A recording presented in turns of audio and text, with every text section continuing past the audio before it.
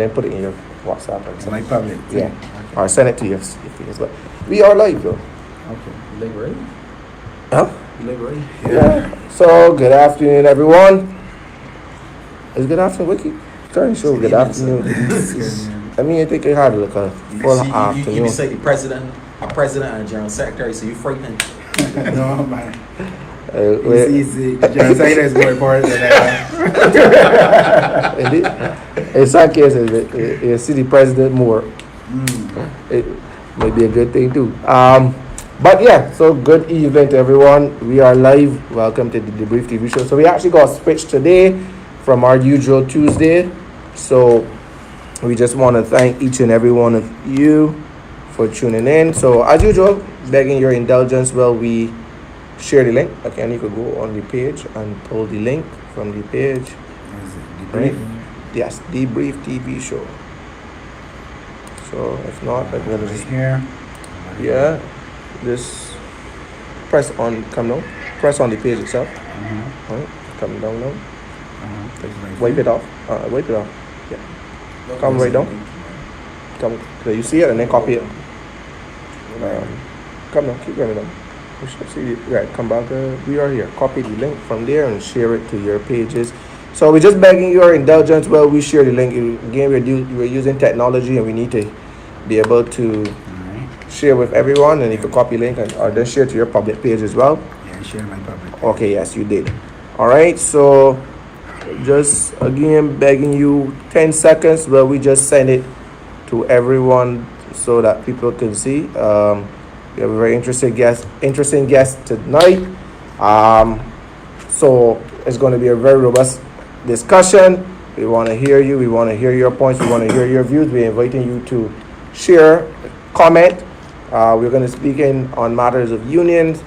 And then we have, as I said, we will introduce our guest shortly, but I just need one more second to share this post out to some people that have been waiting for the show.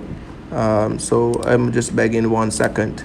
If you have a question, comment, you can start to post it so that we can start asking questions, or your questions rather. So just give me 1 second, share to groups. Okay. So you know we have 1,001 people standing by. What we also want to do is just say thank you to everyone. The last show that we had with Mr.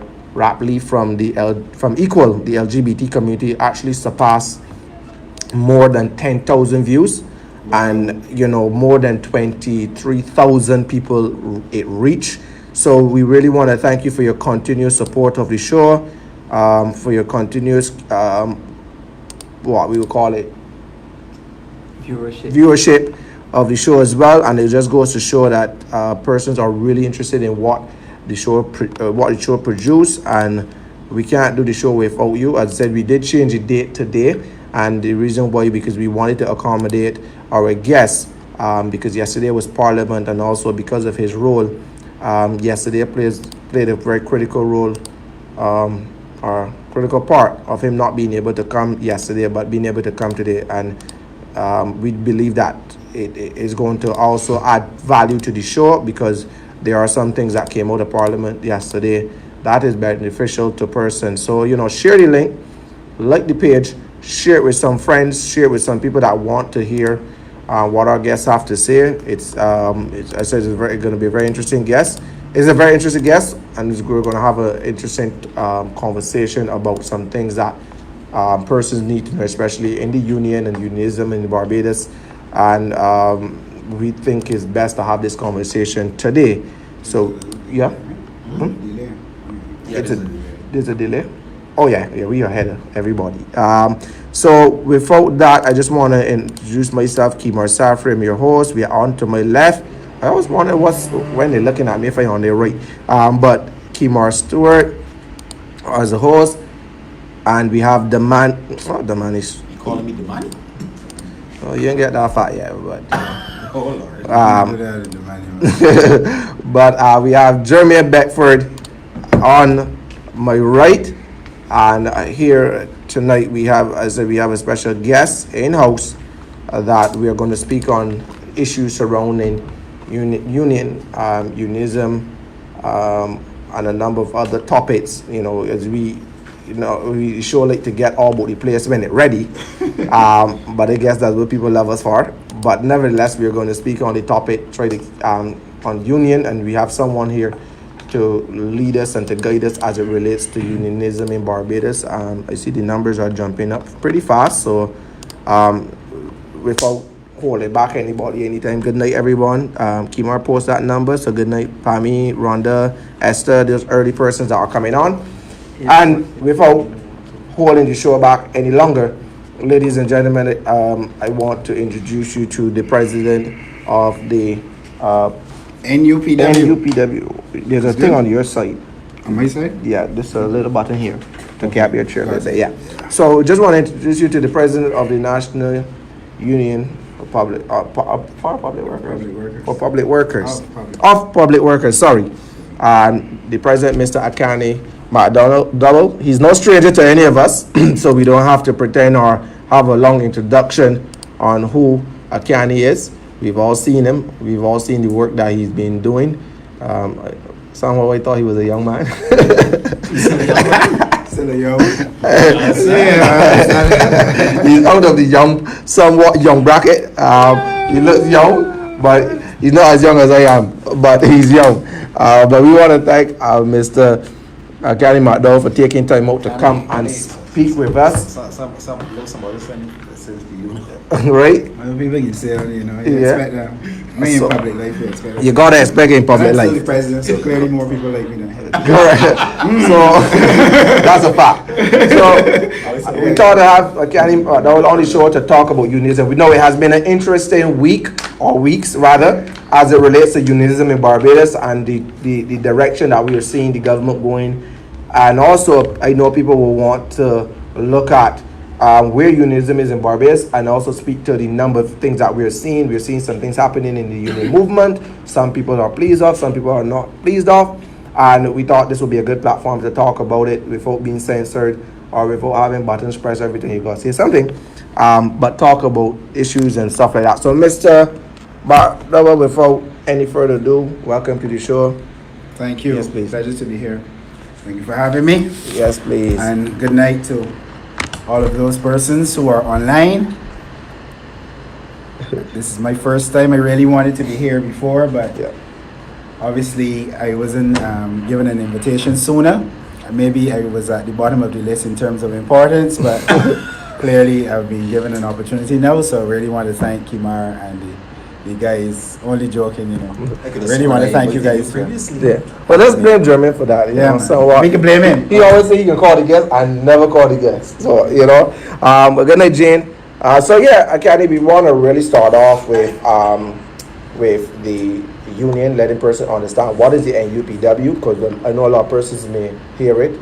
I may not know it's one of the oldest trade unions in Barbados, and I think it's the largest.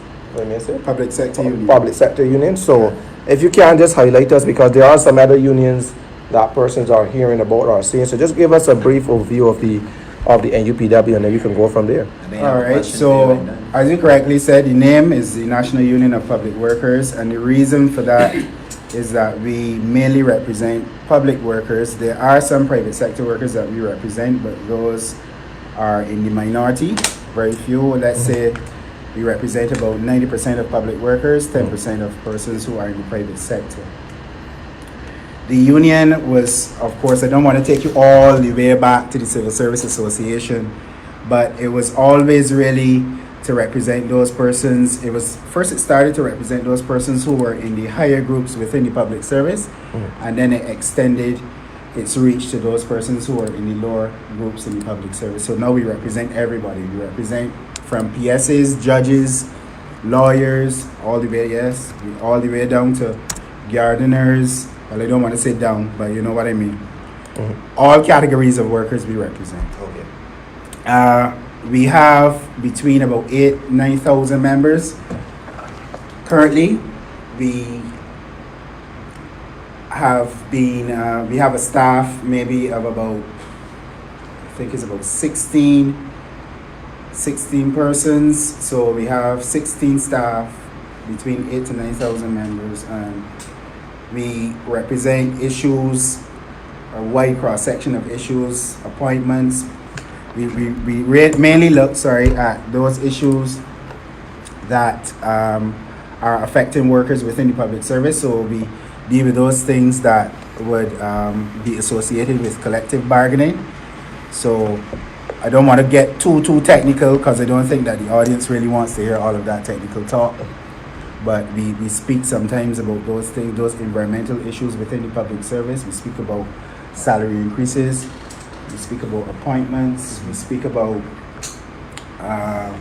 other issues. Any issue really that is impacting the worker within the workplace, we would address. We also represent persons who are at the Gaia Inc. Brandy Adams International Airport, although they may be, let's say, a quasi kind of arrangement because they are private sector, but they are the sole shareholder of the airport is the government. So they would have transitioned from the public service and went straight into the private sector, but the government remained the same, the sole shareholder. So we still represent those workers at the Brandy Adams Airport, and of course, all of the customs, immigration. Just to give you an idea of some of the groups that we represent: Sanitation Service Authority. We represent clerical officers. Name some groups. You mean within the Public service. BWA? That falls within you guys? We have some members at the BWA, but that is mainly the Barbados Workers Union. Now, the statutory arms of government is not so much in UPW. So, for example, you talk about Gaia is not so much because BWA. What about natural petroleum? Is that a part of it? No, we represent when we say public service, we are talking about central government, and we are also talking about SOEs as well. Right, which is state-owned enterprises Correct. of the government. So some, but not a large percentage. No, we represent a large majority of those SOEs. So once the government is involved, we consider it a public service. So the port will be fall underneath you guys? No, support? but there are some instances where we do not represent the majority of workers. So BWA would be one of those examples. And the Port Authority workers would also be one of those examples. What about the QH? We represent the workers. That's where our largest group is. Okay. Because of the central government. Because it's the central government. But I said the port would not so every port does not have representation that would be on the BW. It's a mixture. The port, the customs officers, immigration officers, and those central government workers are represented by the NUPW. The Port Authority workers are represented by the Barbados Workers Union. So there are some state-owned entities that would have a mixture of representation. And then I maybe need to tell you as well that some workers are allowed to join more than one union. So you can be a member of the Barbados Workers Union, a member of the NUPW, and if you consider Unity Workers a union too, you can also be a member of that. Right. But that's not what about so but if Caswell would say he's a full union, but the choice is solely that of the workers. So we try to encourage persons to at least be a member of a trade union, be part of the trade union movement, because the reason behind the trade union movement is to ensure that the rights of the workers are protected at all times. But how the rights of the workers? But before we get there, before we get there, He's anxious. I don't mind. But before we get there, but before we get there, I just want to look at so people understand the union.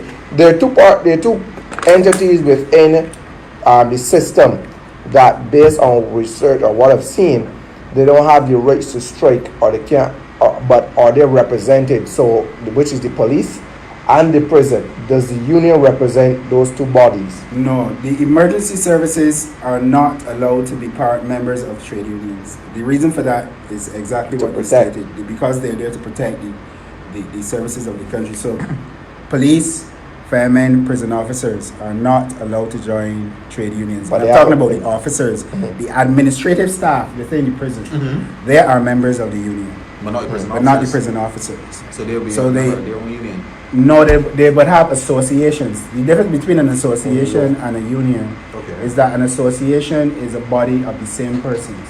So you have like a collective group, but they are of the same.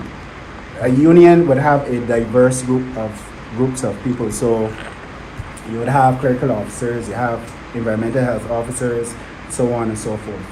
So those emergency services, what we call essential services, really, not emergency, essential, forgive me, would have associations, and their associations will speak on their behalf. However, there's a caveat to all of that. Some of those associations are members of C2SAB, Right, which is- Caribbean Congress A trade union. and Staff Associations. We are familiar with C2SAB, right? So, I'm just gonna tear Kenny, sorry, can I have your chair? international Congress of international Which Which chair? chair? No, our chair is going low all the time. the ILO. You will definitely have a role in that as well. Go down, I am. Sorry, I can't do it. Yes, all unions through various mechanisms are. I can continue talking or Yeah, no? go ahead. Okay. I just want to change chair because your chair is moving. Sorry, people. Well, don't I'm comfortable, man. You sure you don't want me sitting next to the general secretary? Is that going to make him uncomfortable? Secretary boy, Lord. What's it going straight on? All right. You gonna pull a string in here today? Oh, if he doesn't meet. All right. Sorry. Yeah, go ahead. So you're good. Yes, please. Your chair, but What just was I going lower, saying? lower. So we are familiar with C2SAB, and you asked me whether or not unions are part of ILO. But you're a particular. Yes, all unions through various mechanisms are International Labour Order. right. Are related to the International Labour Organization. So there are many organizations that we are affiliated with outside of Barbados. And for example, some of those organizations can include the Public Services Association, the International Transport Union, the Caribbean Congress of Labour. I think I have one shirt, Caribbean Congress of Labour. And all of those organizations are what we call sub-regional organizations. And through those sub-regional organizations, we are members of the International Labour Organization. So it's like if you follow me, like a step process, right? So we follow mandates coming from the ILO. We follow mandates coming from those sub-regional organizations. But these are really international organizations, but they have sub-regional components. So we follow the mandates of those sub-regional organizations as well, and we also use that guidance to determine what we should and should not do as a union. So I'm guessing all countries across the world will be a part of the ILO. Those ones who recognize Countries are all unions. I mean, most unions across the world would probably be members of the ILO if once there are members of one of those organizations that I spoke about. And technically speaking, if you're a recognizable union, you should be part of one of those organizations, which in turn would be affiliated with the International Labour Organization. so the unity they will be a part of that as well, or they have not. I must tell you, I don't know. You should ask You podcast right here as a guest. I don't know. I've never seen his constitution. If you can get a copy for me, I really love it. I must tell you, but I have never seen. I don't know. I don't know what is. But I will assume it looks similar to that of the NUPW because he said he constituted the rules. When he was on the show, that he constituted the rules of the NUPW. He said that he constituted the rules of the APW. If you could remember your name, he said he wrote them. He wrote them or something like that. But nevertheless, before we go, let me just address that one though. Caswell was a member of the NUP. Was a staff. Let me say that Caswell was employed by the NUPW, right, as an industrial relations officer. The part that I know of when I first began, which was about 20 years ago, and he would have been involved in many industrial relations issues. To be fair to him, whether or not he would have assisted with the writing of the union's rules, I cannot say at this point that I've ever seen any record of that in the union. What I can tell you is that the Constitution is upheld by the organs of the union, which is the executive, the national council, and annual conference. And this is made up of who? Various groups. So we have elections. But particularly the exec, because we followed the election you all had. So you know that it was Roslyn Smith, she's the general secretary, and you are the president. But outside of that, you don't really hear much as to who really constitutes the executive of the NUPW. You hear? But you hear that in the voting, right? You're voting, campaigning is there. It's a big thing. Yeah, It's a big. You probably don't pay any attention because you don't think that, you know. But I followed. I followed the election. I just like to give my boy trouble. But I followed the election last time, and I saw there was you, there was Fabian Jones. But Fabian Jones was of another executive. He was of the on another executive, right? He was running to be president. He was first vice president on your team. And Okay. then it was Darrell Scott. So I mean I know some names. So what does the mandate of the NUPW look like? Like what activities do you engage in to really create like confidence among the members? What does the mandate of NUPW look like? So it goes back to what I said initially. Remember what the principle of the union is. The principle of the union is to ensure that the rights of the workers are protected. So we do whatever we can to ensure that the rights of the workers are not infringed. So that can include representing workers on health and safety issues, salary negotiations, regular grievance handling issues that may exist within the departments.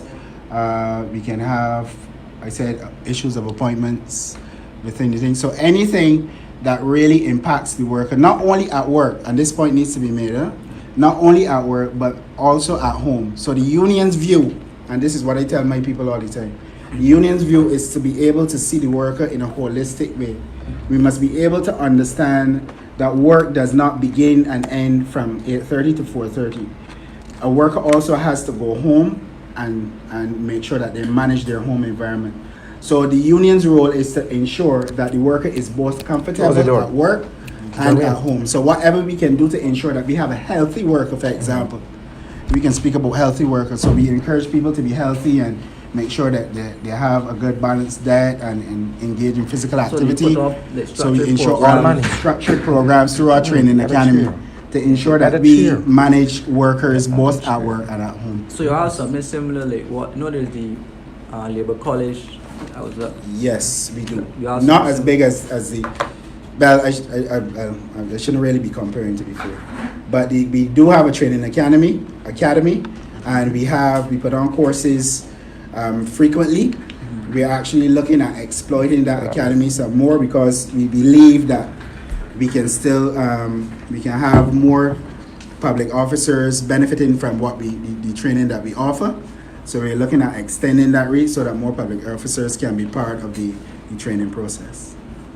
Okay. All right. Sorry about the distraction, guys. Had a few distractions, but we were having to just set some others that come on the set. So do apologize for any.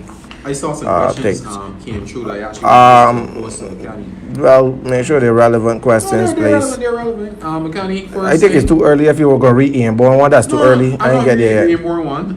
The first thing is someone here actually said to you, big respect to you, but it's gone now, but someone was saying to you earlier, big respect for him to stop at Hanshaw witnesses.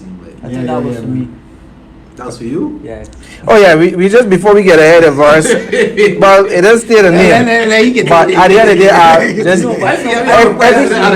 just let me clear the air here a minute. Just let me clear. We just want to congratulate Kimar Stewart on his appointment as the General Secretary of the Democratic Labour Party. Because you're getting a number of congratulations here. I did not know why they did not congratulate you elsewhere. But you're on the show, so they're taking the time out as well to congratulate you. So you can say thank you, Kimar, if you need to. Thank you very much, viewers. I appreciate the support. Continue to support the DeBrief. Continue to support the Democratic Labour Party as well. Yo, watch it, boy. Sorry, I am on the wrong show. I sure I am on the right place? Yeah. That's where you put it. I just want to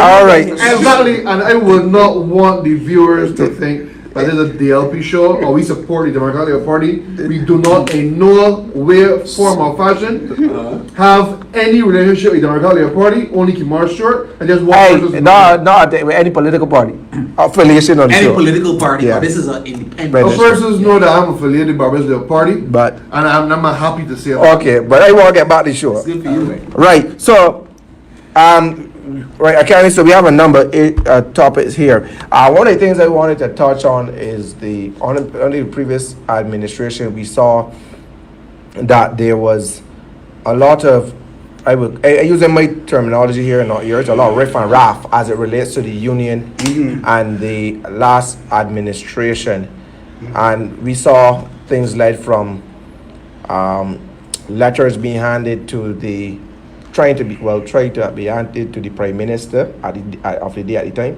At the time. Do you remember that? Yeah, I remember everything. My boys say I got convenient memory, but I try to remember as much. Some things. But I also remembered a number of attempts, I should say, to hand the prime minister at the time letters and to also meet and make requests on behalf of the workers in Barbados, and including for pay increase that they had not seen at the time for over 10 years. And it had, Actually, 9 years. well, at the time, 9 years going into 10. But I'm just saying there was a lot of riff and raff, not only with the NUPW, but it also saw persons from other unions, BSTU, BTU, BW, and a number of other trade unions combining efforts to basically speak to how the union at the time felt disrespected and treated by the administration. Can we shed some light on those scenarios and how that really affected the union? I think I could personally say I saw a lot of strength in the union at the time, where it was the first time I've seen, and I know that there was a march that same day 20 years before. So I know it was a very significant day as well when you all marched. I don't know if a lot of Barbadians looked at that. But they had different marches. No, but I'm talking about the major march as well, but that saw the unity of the unions and also saw the strength of the private unions. sector as well. And the private sector, they all call them unions as one. So, you want to shed some light on that. What you think led to the breakdown in the union and the administration at the time, which would have been the Democratic Labour Party? All right, so maybe I should start by saying that the unions are always willing to work with the government. The union's default position is to be able to have a conclusion to an issue that exists. Okay. So if there is something that is affecting the members of the union, then we try to resolve it amicably first before we step up the ante, if to use your words, and then we go to more forceful forms of action. That being said, the reason, to make it very simple, why we found ourselves in a very contentious position with the last administration is because we felt that the last administration was not willing to listen to what the unions had to say. All of the times, let me put it out there, all of the marches that you would have seen, every single industrial action that we would have taken was because the administration refused to meet with the union at the time. Point blank. It was never really about the substantive issue, We were never given an opportunity to discuss the substantive issues, quite frankly. All we were dealt with was a level of disrespect by the persons who were in charge at the time, from the head, the prime minister, right back down to all of the ministers. What they said is that the unions were not in a position to dictate the mandate of the government, so therefore they did not feel that what we had to offer was valuable enough to impact the lives of the workers. They felt like this is my view, I believe that they felt at the time that they had all of the authority to make all of the decisions that were necessary. And the unions were saying, no, hold a second, you do not have all of the information. You do not have all of the cards. All we want to do is to meet with you, tell you what those concerns are, and have those concerns addressed. So before you go So any all further- of those, it was never, you know, and I am very, I don't want to think, I'm very, when I hear people speaking, it's unfortunate sometimes because I cannot respond to every single Okay. person that says something negative. So it is very difficult for me sometimes to respond to everybody because and because of that, some people get away with making some statements that really are not based in fact. But you can ask anyone, and maybe you can go back to any of those ministers. The reason why we took action, any form of industrial action, was simply because the government of the day at the time refused to meet with the workers. There is nothing better. There is nothing better in a governance process than consultation. Okay. Always remember that consultation cannot be substituted. So what was the occasion where the Prime Minister had set up what I perceive to be a meeting On national television. on national TV and gave the unions the opportunity to put their case forward? I don't know. I can't remember what is it. I don't. That Sorry. was in the day and days of the Democratic Party. They put the issue on you mean So the, there was a meeting. You you mean a live social stream of the partnership social meeting. partnership? Yeah. Yeah, we met. That was a last ditch effort by the government. You know how many times we wrote the government? I sent Kimar some information, Yeah. but we wrote the government on numerous occasions, trying to get a meeting to discuss simple issues that elevated into bigger issues. You know, the old people that say make a mountain out of a molehill. Okay. But then So you don't want to, what you need to do if you are in charge of anything, guys, is that you need to be able to nip things in the bud sometimes. Sometimes these things are simple and small, and conversation can resolve a lot of those issues. Just a simple discussion can resolve a lot of smaller things once they are dealt with in a timely manner. So you have to be able to get to that point as quickly as possible so that things do not elevate into something what was the that you claim don't really want it to what was the be. claim of abuse from Donald Innes to say that the unions were purposely trying to derail the government? Where's the evidence of that? I mean, I just took that as political speak. I don't know if Donville, I have never seen any evidence of that. It is just the reason that I told you. All I can tell you is that the unions tried to meet with the government on numerous occasions. We tried to resolve those issues amicably first. Grievance handling is very simple, you know. Did Grievance y'all handling is very simple. Did y'all exhaust your options with the chief personnel officer? And All of those things we did. We went through all of the processes. We tried to resolve the issue of salary increases, especially at the time, if you remember. We had so many meetings, Lord. We had meetings at the lower levels, but once we got to that level, Yeah. where we needed to have a discussion with those people who were, I don't want to say important, but those people who were able to influence the situation. It never happened. It was always a situation where they've said to us, you know what, we do not want to hear what you have to say. Quite frankly, we will do what we have to do because we were elected to do what we have to do. So At that level, I just to go back on what Akanni said. Hold on, that's the truth. I'll go back to I what. just keeping it real. Yeah, tonight keep it real, fine. On your debrief show. We want it to be You may have to real. rename the thing, keeping it real. Let me go back to what Kimar was saying. Kimar was talking about the fact that when the Prime Minister did the national, when he opened it nationally to having the conversation, I thought when this was, I think was at one of the, if I stand corrected, but it was at one of the social partnership meetings. Now, in my defense for the union and for the fact that I like to negotiate, and I think I do a lot of it, is that where you have no conversation with people, but then yet you want to bring them publicly to have a discussion, Yeah. it was not the right step. It wasn't protocol. It wasn't. I don't know. The word is not coming to my head right now. But it wasn't the right thing to do. Correct. The point is that if somebody wants to speak with you, have that conversation, have that discussion. If that doesn't work, then you can elevate the steps within the process. But Yeah. if you do not have that initial conversation, do not expect to have the same conversation with me when we are at this level. We are at 30,000 feet.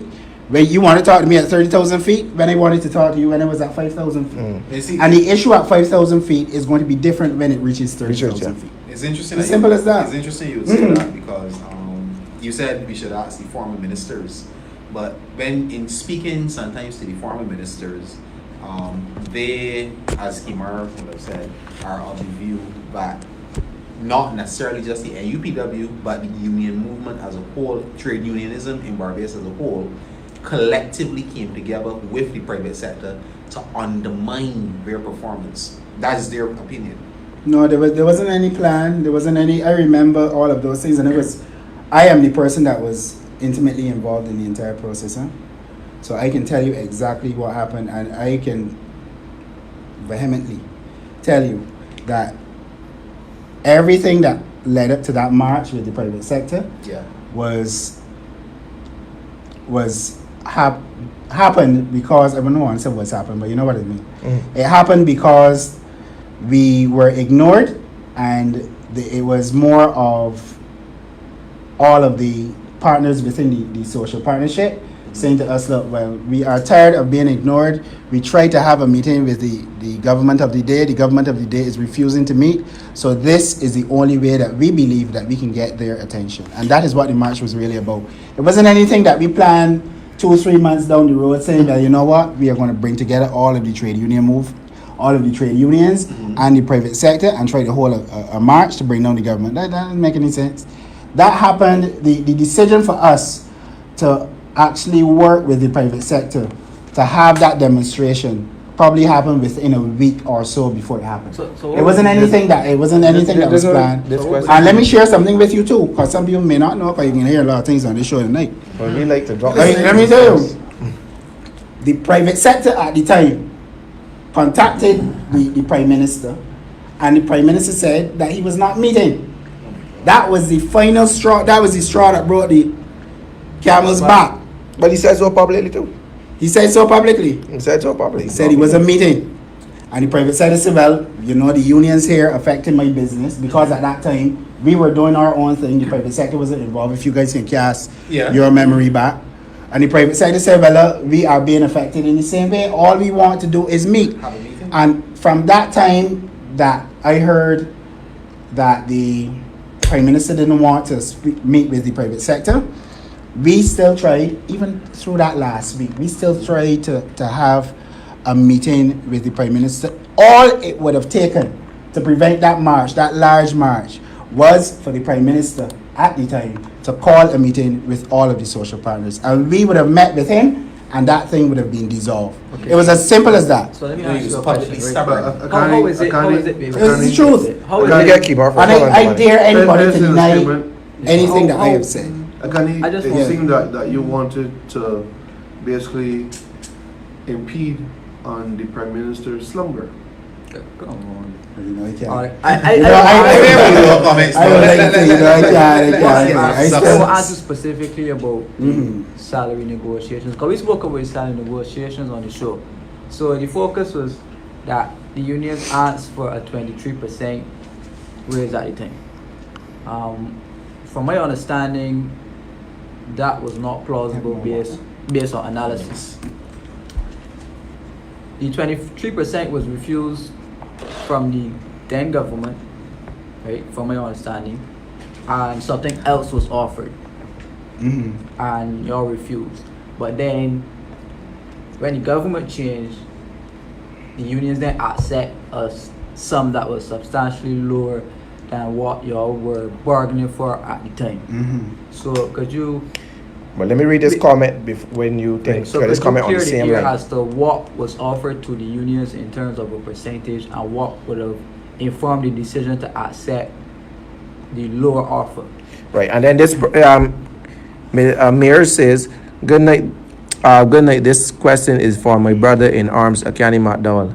If the former administration had won, although I'm sure they couldn't have, would you have had continued to ask for the percentage of wage increase you sought, given the fact that you accepted way less when this administration came to office?" Oh, somebody was. So, you could go ahead and answer both. All right. So before I answer, I just want to say that There will be some, when I say what I have to say, there will be some people who may feel that they can respond to what I have to say. But what I will do is say what I have to say and then provide you with the evidence to support what I have just said. Fair enough. Is that okay? Yeah. All right. So, we started the negotiation process asking for a 23% increase, which is correct. Okay. And it was a negotiation. We tried to meet with the government. I'm not going to take the entire show because I sent you some information on it. 'Cause Yeah. I figured that you guys would want to have information on the process. Yeah, we have it. But no, the show is for you, so it's fine. Okay. So we started the negotiation process at 23%. We had many meetings. We told the government that it's a negotiation, that they needed to move from 0% and we can meet somewhere in the middle. That's what negotiation is. You start high so that when you come down, you still have an acceptable amount, you still get what you want. The government at the time said that they were not going to move from 0%, that they were not willing to negotiate any salary increases. What they were willing to negotiate were those non-salary, what we call non-salary items.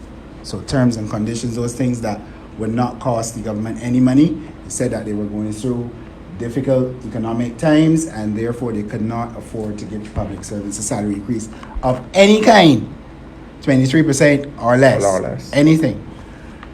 Those discussions went on for a period of time, and then the union said, well, hey, look, you know what? We are not oblivious to what is happening within the country. We would be willing to take a one-off payment of $2,500 from you. Right? $2,500, one-off payment until you can get back on your feet. At least public servants would have something that they can, look to, that they can use to support their financial situation, their personal financial situation. Before you go any further, this one-off payment would have been taxed or non-taxed? We said that we wanted it to be non-taxable, and I can't remember if in relation to pension, but it's all here. I can Also, give the it to you. $2,500 was for a year per person.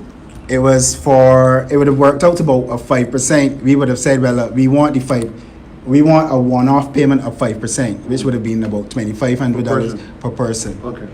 Right? The government wrote us back and said they are not willing to give us any salary increases. They're not going to move from 0%, nor are they going to move from, I lost my train of thought, nor are they going to offer us the $2,500 that we are asking for. So they were not willing to give us anything. The government of the day never placed, let me make this very clear. The government of the day never placed anything on the table. There was never a negotiation between the last administration and the union. And, it is unfortunate when I hear people say, but can you ask for 23% and then you better accept 5%? We were willing to accept 5% for the last administration. But they But never at a offered them. one-off payment. One-off. This administration came in and gave us 5% that will continue on your salary. So your salary has increased. Your salary would not have increased if the last administration I give it 5%. had given us the one-off payment of 5%. Now I can provide you with all of the correspondence that we sent to the ministries and that the ministries sent to us. So I sent them earlier to Yeah, you Kimar, sent and them. Kimar can verify everything. Yes, Akanni, it is true. You must realize that the minority may understand negotiations more so than the majority, obviously. And in negotiating, you always ask for more than what you want. Correct. So that when you come down to a Correct. figure, it is near, close, or even what I actually want. Absolutely correct. So I understand with wanting about accepting 5%. Yeah. Because obviously, clearly, you didn't want 23%. It's just a starting figure, and you come down from there. It is basically negotiation tactics were laid. But I think the challenge with the last government is that it was a very arrogant, ignorant government, and I'm not afraid because, as I said, I was a victim of the administration, because even in negotiating for lives of the homeless or for people, nothing came out of these meetings. You understand? And when you say something public, all of a sudden you're an enemy of if Akanni or I is advocate for whatever we stand for, our job is to advocate. Of course, you have your constituency. And you have your constituency to represent. But in many times the government, and I said, I saw even at one point when the union wanted to present a letter to the Prime Minister, they were greeted by the Prime Minister's at the time bodyguard to receive the letter. You understand? I don't want to get going there. Well, as I said, I don't forget nothing, and I see. Got arrested. So these arrogant move did not, and I must go further, that it was not only the union that felt like if they were disrespected, but the workers, the country, everybody that stood for something, even if you stood for nothing, still felt disrespected because there were no level of engagement, there were no level of conversation at any level or there were no movementation by the party so much more to help the country or help the people. So how do you feel about this comment here? When Hart was saying that elected officials should not negotiate for government workers. I know throughout the world. What do you mean by the comment? Like who's elected? Who's elected? MPs. What do you mean? I lost. I think he's speaking should specifically not about negotiate on the behalf process that is ongoing now. or like to make Tony Moore, she will still be the member. She will still be the general secretary, right? Because you don't have a infinite shelf life. So when you have technical persons in the ministries who will kind of be there and again sit for life, they're the ones who have an understanding of the issues and will go past the tenure of a minister. And we could interject if I'm wrong. What I observed throughout other countries in the world is that there are specific negotiators.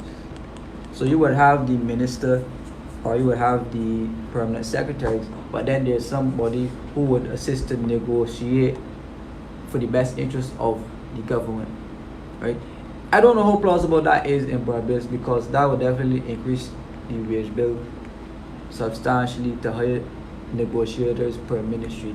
But what, in essence, I am drafting from what Wayne is saying is that I'm listening to you. A minister or a government at the time, and this is based on the experience that you guys are saying, that they could pull these arrogant moves and disrespect the workers, and it would not have an effect on them as the minister because your shelf life is short. Well, you would destroy the workers and the ministry and have long-term effects.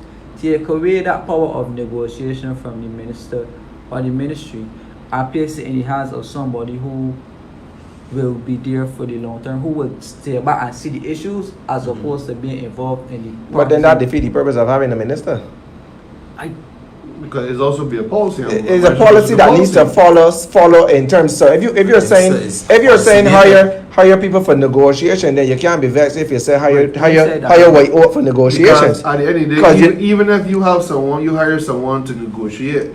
At the end of the day, who you got answer to? Somebody still has to make. You got answer to the decision. Correct. Then got Somebody answer still to has the to make a same decision. But if you're answering to PS, a permanent secretary who is also a civil servant worker, then you might get the wage increase faster because remember, the biasness is there. When you say like the PS, places like the Barbados Water Authority, the NUPW might decide that, you know what, we want a wage increase for the Barbados Water Authority workers. You will not, right? You will not approach the minister. You will approach the board.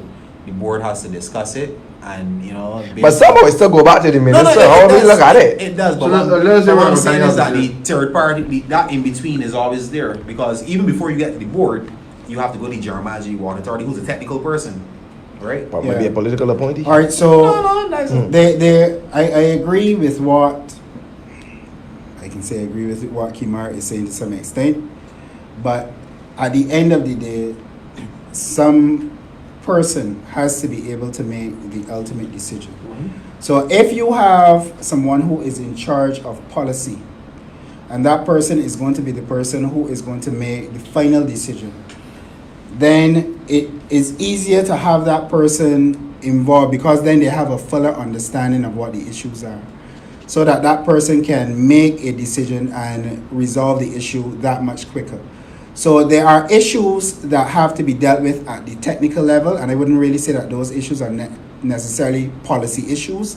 So basic grievance handling issues, I would not say. Things like if you have, maybe there can be policy sometimes, but like let's say somebody has a complaint with a supervisor. You go through the process, we reach to the highest level of the process, which is the Ministry of Civil Service. And then after that, if that fails, then you try to engage the minister to see if they can bring their weight to the entire process to help resolve the issue. The point is that if you are in charge of something and you can make a decision that will resolve a concern, then I am of the view that you should be involved at the earliest possible point, because the aim is not to go through every single step. What is the aim? The aim is for you to resolve the issue as soon as possible. So some of these things are time bound. Some of these things are time bound. We have seen the past Prime Minister got into relationship, got into negotiations. For example, remember with Cameron Weathers. Yeah. And it took 1 day. Exactly. 1 day. Exactly. To have it resolved. And Dominic here is saying that person, however, must act according to the policy of their party and not the policy of the people. But you would hope not, because they were elected by the people and not just by party. I don't know if you can stop that. But at the end of the day, I think all organs within the public service have a role to play, and you must be able to engage those organs wherever possible. Now, when you are resolving issues within the public service, it's something that we follow. You have to follow the law. Talk where you feel. Like some of the trade union leaders out there sometimes they speak the truth. You have to follow the law, and with the law, there is a section that we go by once you're a member of the public service, called Schedule 4 within the Public Service Act. And Schedule 4 within the Public Service Act outlines all of the steps within a grievance handling procedure.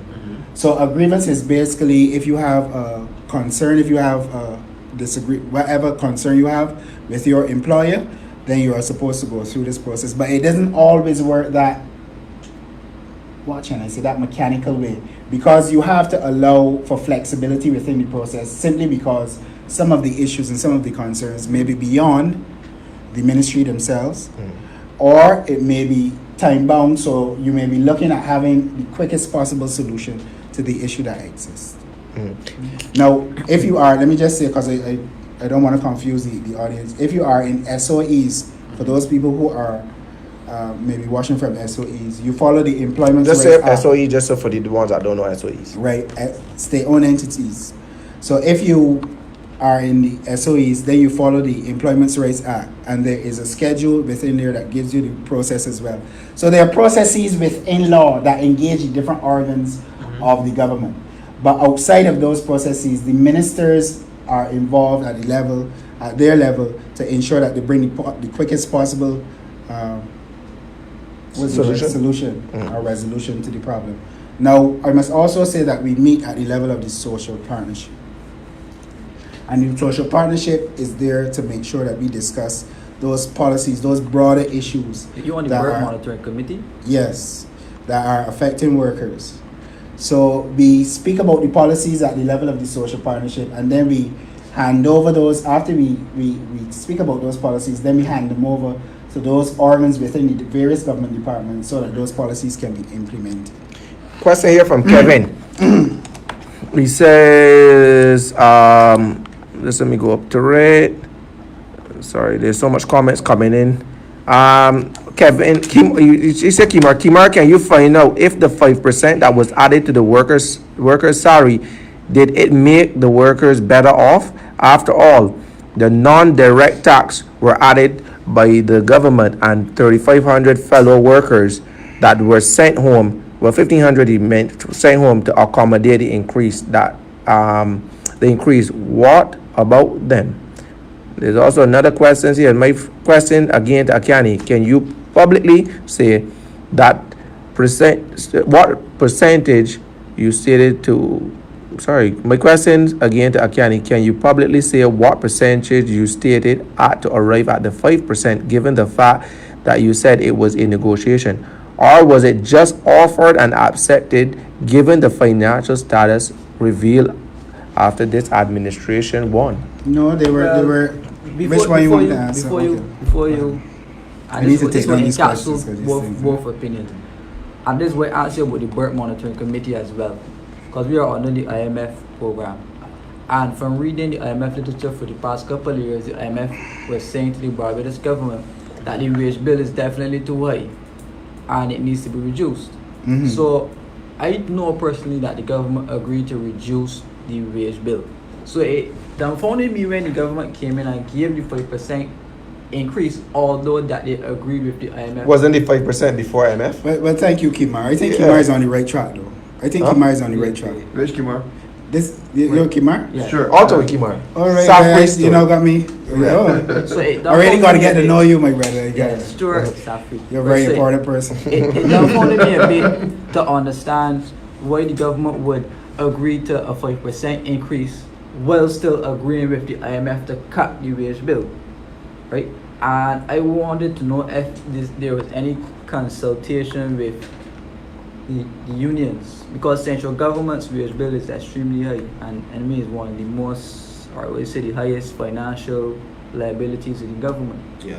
And majority of your workers come from central government. So I was wondering what would inform the government's decision to negotiate a wage cut with the IMF, and if did they take any direction from the unions as to how to go about it? Yeah, so with the first question, I just, if you can scroll back up, because Which one? the first one that you asked. Kevin, can you find out if the 5% that was added to So the worker all salaries? of them are related? Yeah, all are related basically. All right, Except so- one that related to German socks. Oh, we can leave that one out. Yeah, we can leave that one out. But we had a negotiation. We tried to negotiate with the government at the time for an increase for public servants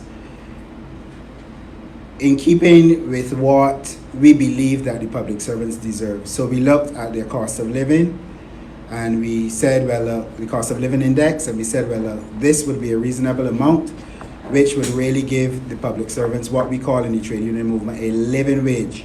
It's not really a thing, a living wage. So something that they can use in order to improve their living standard. Now, what happened, and the difference with this administration, is that they declared from the beginning that they were going to enter into an IMF program. You understand? So that really, truthfully, I must say, I don't know, some of my colleagues may differ, but I believe that that statement alone and the intention from the government really placed the union on the back foot, because we were fighting not only against the government now, we were fighting against what we perceived as the conditions of a program that would be pleasing to the IMF, which would be the BERT program. Well, that's why I asked when he asked Right? about 5% that it was before the IMF and not when the government went in. Sorry about that. Not when the government went into the BERT program, because the increase was before. The increase, if the increase, I don't The know. 5% increase was not before the BERT program, or was in the BERT program. That was before. Before It It was was before, before. it was Right, before. right. So that's what I was saying to him. It was before. Yeah, but the government negotiated outlined what their plans exactly are. after, Right. directly after the government came into office. Right. Right. So they outlined the plan to the union. Yeah. Right, they outlined the plan to the unions, and then we say, I mean, people may not know, a lot of the things people don't understand what happened behind the scenes. Let me tell you, if the Prime Minister was here, you tell him about you, Akanni, you saying us, we get on bad. So y'all negotiated. We hard. negotiated hard still. Although in the back of your mind sometimes, Akanni, you're thinking that you may be a bit, you may be a bit over the top, simply because you understand what the economic situation. But your role as a union, a trade union leader, is to ensure that you push the best possible position. And then if you don't get that, you need to get the next best possible position. So we went to many meetings, and we said that this is what we wanted. We said that we would offer bonds, but the IMF, the BERT program, had to be in such a way, written in such a way that it would become acceptable to the IMF. Now, what really Before you go any further, sold you us? just spoke about the IMF. How comfortable is the union, the NUPW, with the current BERT program, which was negotiated by the government of Barbados? All right, so before I get Before there, we let get me there, finish before we get there. finish this one, and then I will answer. So we said at the time, well, you know what? We are not comfortable with this. We went to the table. There was some back and forth. I walk out. Prime Minister walk out behind me. All kind of people. I tell you, we did do bad in there. You don't see all of that. The public only sees the end result, right? But truthfully, when we looked at it, we said, you know what, Akanni, this would be one of the few times that a government was able to give public servants a salary increase right before or just before they entered into the IMF program. I don't think it ever happened before. Right. I don't think it ever happened. Which, right, It would affect. and we said that we wanted it, and we still wanted the levels to within the public service to be maintained. So there was, although there were no promises made. I can't say that there were promises made. I don't want to tell any lies on anybody. But we fought hard, and we felt at the end of the day, I mean, some of us agreed. I don't know that up to now, to be honest with you, and I'm going to give you something, that I'm still totally sold, because I am like that. I'm never satisfied, really. I like to fight for the best things, and even when I get the best, I still think that there's a best beyond that. How best. comfortable do you So think your members I were? keep fighting. How comfortable you think your members were with the Truthfully 5%? speaking, I think that the government didn't have any obligation at the time. They just came in. They could have said no. They could have said no, just like the last administration, because they didn't keep us out in the cold for the last however long decade or so. They didn't have any obligation, quite frankly. They said up front during the campaign and everything that they were going to enter into IMF program, and they gave us, they extended the olive branch, and we took it. Would we ever completely satisfied? I don't think so. How satisfied do you think your Something members in were? my mind, Your members were the decision was not an individual decision, and I think we need to say that. Say that, too. correct. The decision was not an individual decision. Akanni McDowall there, although I take the blame for the law, cannot make a decision like that on my own. It has to go back to members. It has to go back to the membership. How many We had people four. How many people voted over the 8,000 I members? can't remember, but we had 4 general meetings. Okay. We didn't even have one. I had the first one, and I was so upset. I said, well, I can't believe members agree with this thing. Call another one. It's good to know that. Call Akanni, another one. Because Call another one. people, 4 general meetings. all of you on the chat right now, on the comments was of the opinion that it was your decision, and Cannot. you went along with the Princess Stella, because she got you were vendetta. connected to the party or to the leader or whoever. And it's good to know that you actually mentioned that it was a general membership. It was that a general membership. agreed to take a 5%. Because it could have been On 4 different occasions. If you want to take the talk. Yeah. On 4 different, and not only the general membership, the executive of the day, the national council, because it has to go through all of the organs of the union. National council, and then the general membership. Right. So why did you never make this information public? We did, but some people, obviously, maybe, you know, I can admit something, that the unions, not only my union, I believe that the unions maybe need to strengthen its public relations. Yeah. But that is something that, and we are working towards that. But we have said publicly on many occasions that the general membership decided, not Akanni McDowall, not Delcia Burt, nobody, no single person within the union can determine whether or not we accept an increase from the government. It has to be a decision that is made by the general membership. And I would say the same thing I said last week when I spoke to the Gentleman for Equals. That is one of the biggest downfalls when it comes to organizations. The communication back. I remember the Prime Minister once scored the RP, the Royal Boris Police Force Commissioner Life about responding to people. You can't go say okay. Somebody died, but you don't come back out and say, update the country or what. And I think over the years they bettered themselves in the communication, because people need to know these nitty-gritties. The nitty-gritties help people and the ins and outs. And I think, I pride my organization very much on that, as public communication and being public. Not just because you want to be, but because there's some people out there, that just would, they one time they say it's better to be trailed by 12 than carried by 6, but it's better to be trailed by 12 than the country, because when the agents trail you, they trail you with evidence. Exactly. And they trail you with A lot of it is conjecture. Conjecture, correct. I want to switch it up a little bit here. When Caswell was on this show a few weeks ago, he made the point that usually the general secretary is the one who's most dominant in a union environment. Now, in the NUPW, you are the president. Who's the general secretary now? Because I know you had one. Delcia Burt. So Delcia, because I know you had one turning up. As this report, but you didn't know going on here. Right? And I can't see what that. That way you can't get me there. But no, she turned up as if she reported like how Dennis Kelman turned back up with Judy when he was minister in Burma, and Dennis Slow was there. So it was ministers. Move on to question. Right? But no, the reality is, what has prompted the sudden change in the movement in the union now, where the president yourself seems to take a more commanding role versus the other past presidents of the NUPW, and when you look at the Barbados Workers Union, where their president, because I don't even know who's the president of the Barbados Workers Union, to be honest. Yeah. But you know I who's the can't general remember her secretary. name.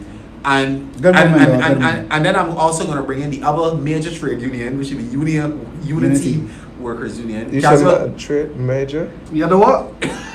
But let Jermaine try. You know Jermaine. Jermaine, Go ahead. Go ahead, Jermaine. We don't know much about major man. hello, we Go can't ahead. discount Caswell. We're not discounting it. Come on, Jermaine. But go ahead, You know that. Jermaine. Hello, you can't discount Caswell. All right, Jermaine. You don't want to discount. The Go Prime ahead. Minister said that she gave the man money to start the union too. She didn't say give me money to start the union. She said she paid your rent. You were not there. Go I was ahead. there. You was not there. Stay. was there. Because do not misquote the Prime Minister. She But said to that pay she paid rent. the first few months. Rent. Do not start the man unity. Go ahead. Well, Caswell said that he Stick would get on $400. point. Go ahead, Jermaine. So Right. you like Trump misleading the congregation. Go I'm ahead. not misleading. But Akanni, we seem to have a major departure from what is norm in Barbados. Because as the president of the NUPW, and I must say you are very much out there. Some people say you have forced yourself in the issues, and you are a person who seemingly has taken full charge of the union as president. All right. So maybe what I should say is that there were presidents before me that spoke publicly. I don't know the level of presence they had at the time, but I certainly am not the first. Now, the president of the union of the NUPW is chosen differently. The difference between the NUPW, I don't want to ramble, and the other unions is that the president of the union is chosen differently. Okay. Now, the president of the union is elected. NUPW is elected. Similar to that of how national politics go. So you guys see me a lot when around election time, you see all of my thing. So I have to go to every single member and ask them for a vote in order to become president. Not Right? general secretary. Right.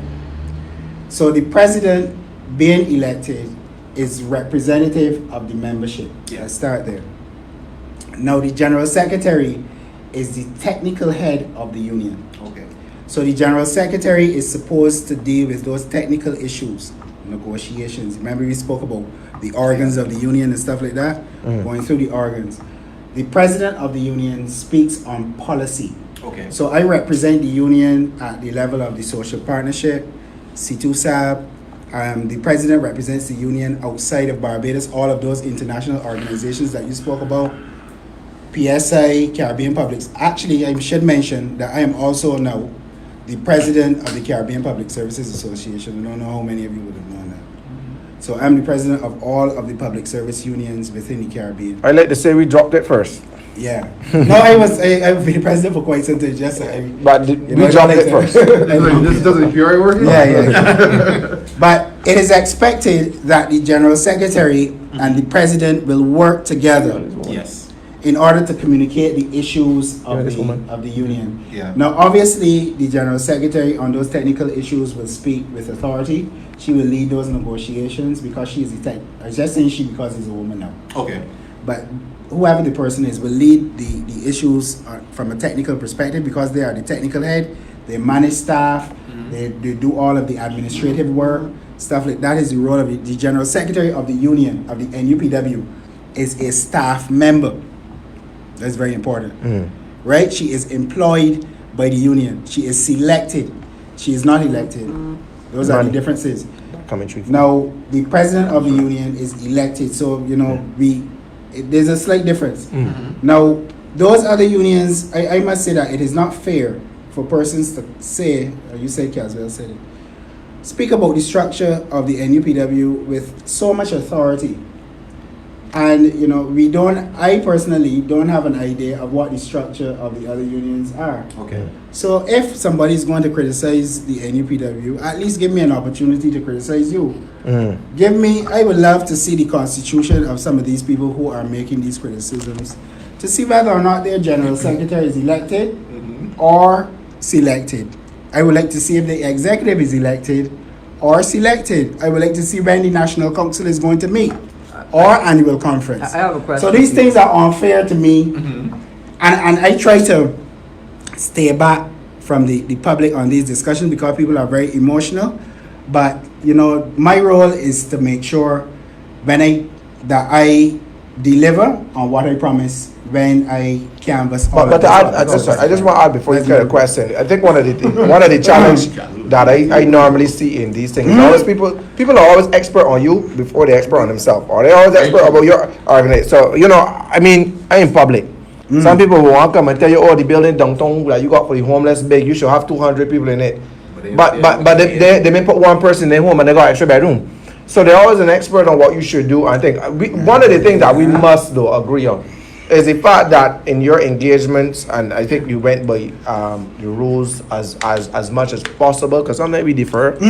But before we move off, let me say something on that same point, because it is a very important go point. ahead. There was a discussion at the level of National Council on speaking as well, and this is very important.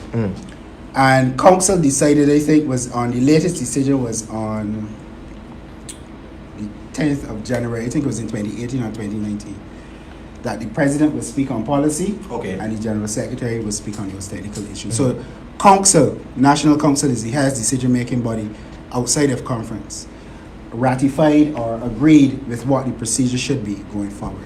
So I didn't want to challenge it. I just think that should be said. I think one of the challenges then, Akanni, is that a lot of people naively don't know what is policy versus what is internal matters. So they see you speaking and say, oh, he got all the limelight and anything. No. And it's not necessarily that, because as I said,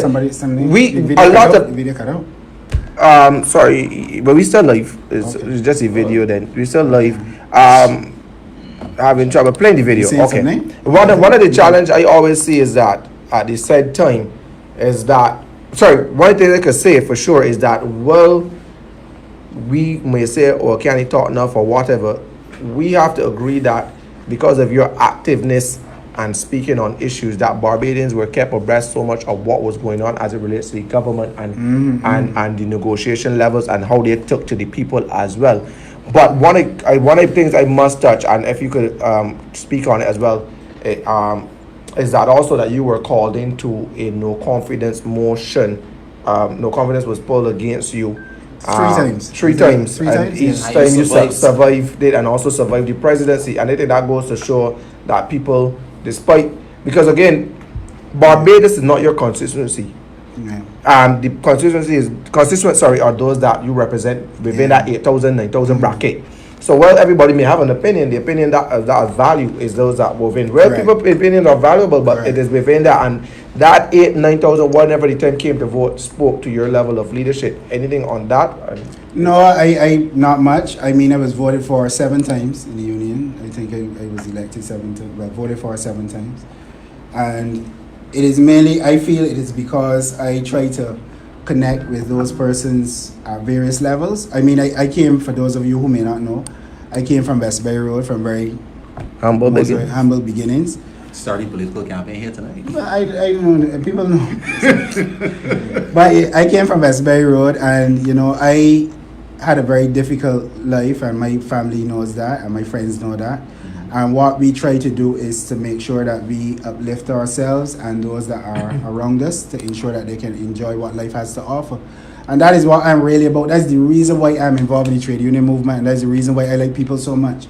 Because I have a naivety about me where I believe that every single person out there must be able to enjoy what life has to offer. It was like a watershed moment for me. When I left, when I was able to experience things as I got older.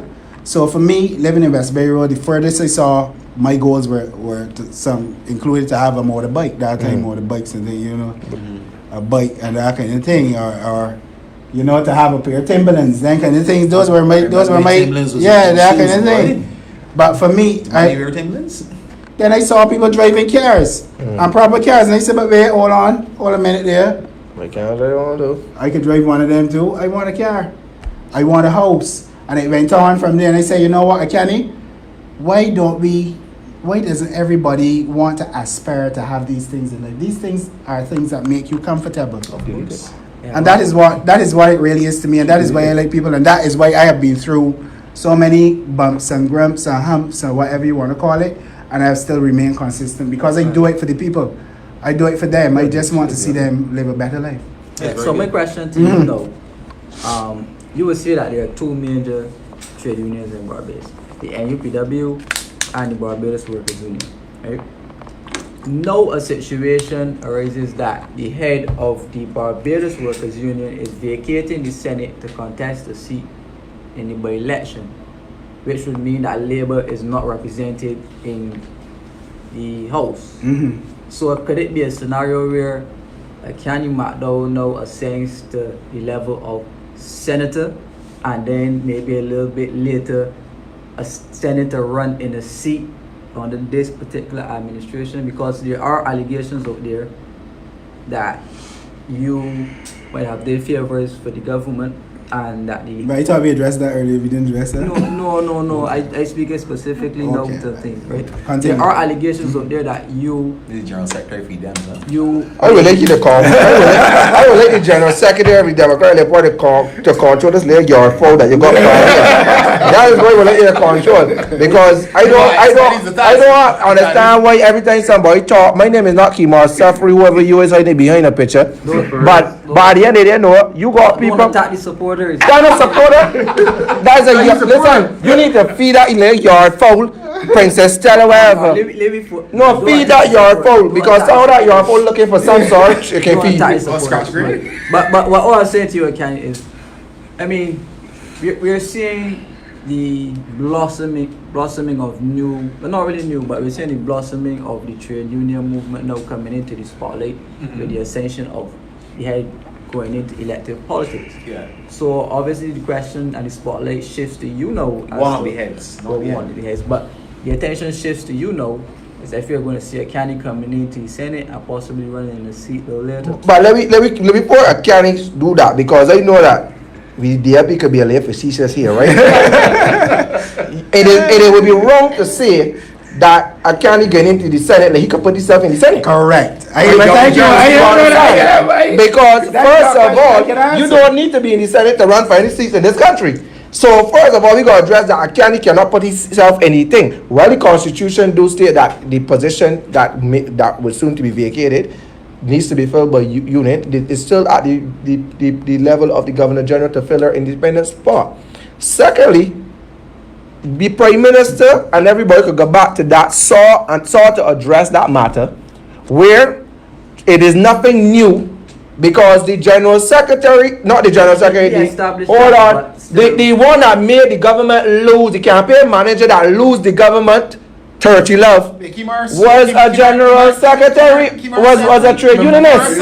Are you here as an independent? What independent crap? I put in the facts to the matter. Hold on. The Prime Minister rests this issue to. The Prime Minister rests to you, not for me. No, but I care what she do for you. But no, I'm still stepping. What I'm saying is, you making the accusation here that is not fair. You cannot look across. Hold on. You cannot look across Akanni and say, because Tony Moore get in the Senate and becoming a minister, that is his role. It is false, it's misleading. But Safri, if it is right, that Mr. Stewart here is alluding that Akanni got some connection to the BLP, so therefore he would translate the position. He never said I just want to say that if I have affiliation Barbados with a party, I'm the Governor General, why would I put someone that is a part of or who I think is a part of the other party to be in the position? That makes sense? No. Why would I be I'm a Governor General that supporting the BLP? Why would I put somebody in the union that is a little party? And it does not have to be filled by Akanni. It can be filled by anybody. Let me bring some calm here. I asking the question direct to Akanni. But you asking the question, why? Let me bring some calm. Why? Senator Caswell Franklin has publicly stated that he is the one and only true representative of Labour in government right now. But I got to do with the conversation. Jermaine, But If you're saying lost. Stanley Franklin German- has said he is the representative. But no, one thing. Kimar, why did German just use about 5 seconds of our time to say nothing? I understand. Listen, my thing is Everyone gets that candy. hold on, I ain't let the guest speak. What I'm saying is though, it would be wrong to put on the guest the mere fact that we see somebody from a major trade union become soon to become an MP if elected by the people, to then use that to say if he's selected by the GG to be the representative on Labour and the Independent, that he would be also looking to run for the Bobby Labour. It would be wrong But I just because as I'm saying to you, Bobby, whatever Marcy was, who failed the government, who failed the Democratic Party, was a major trade union and an ambassador too. quite emotional. Safri, But no, but we gotta be fair and balanced. So quite emotional. We got to be balanced. Safri, is it that Mr. Stewart here is begging Akanni McDowall to join the DLP and probably have the Governor General of this country put him in the Senate to represent him? I can't even run for them. You get off Akanni. Man, I haven't that. You're not here for politics, you're here for the union. Akanni, I hear you But like- before, right? That you love good things in life. That you love to aspire to good things. You do not like suffrage. Why would you want to join the Dems for suffrage? Tomorrow, what you would do that to him? You don't like him. Yeah. If I was suffrage means right to vote. What? Suffrage. Suffering. Okay. So you I apologize. Suffering. But go ahead, Akan, if you want to answer the General Secretary. No, I don't know that a vacancy exists in the Senate to begin with. That's But the there's first no one. independent senator. Right? The vacancy Democrat. So the premise of the question, I don't know, but I would answer it in a general way by saying that. Well, let me say something that Kimara said first. Which one? Yeah. Safri. Okay. I hear the Prime So I need Minister to said. I hear say- the Prime Minister said on that day she would deal with Kimura, and I was like, oh, she's a steward. Oh, you mean so? Oh, you mean? I didn't know she's a steward. They get mixed up with Kimura. No, I think the relationships between unions, as the Prime Minister said, and as your President also said, Safri, Stuart, has been well established. There's no, this thing has been going on for quite some time. I could not have said it better than your President or the current Prime Minister. So we understand where the relationship is, from Horatio Cook in the NUPW to, I don't know, Derek Allen in the NUPW. You had O'Brien Trotman. So there are many persons that we can go back and see who were involved in the trade union movement, but were also involved in politics. Now, for me, in a general way, I believe that if you can influence policy, remember what I said earlier, that the aim is to have a solution as quickly as possible.